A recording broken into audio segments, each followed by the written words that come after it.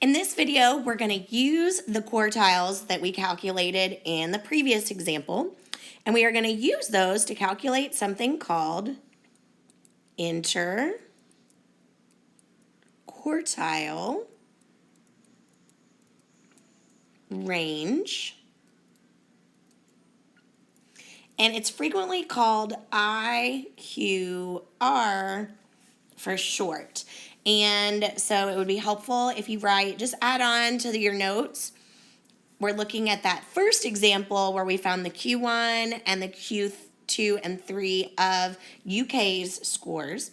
So to find interquartile range, it's a very simple task. We've already done the hard work and found the quartiles. And so all you have to do is subtract the Q3 minus the Q2. So in our example of UK's scores, we will take the Q3, which in this case is 18. We will subtract the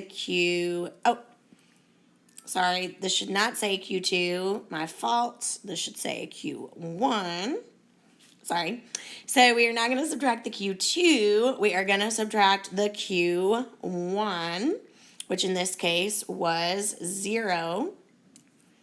So that means that the interquartile range for this particular set of data is 18, which again is the IQR. So now here in example number 2, I'd like for you to pause the video for just a second. This was the second data set that we used, and I'd like you to find the IQR. I'm going to assume that you've paused the video and tried that out yourself. So remember the IQR is the Q3 minus the Q1.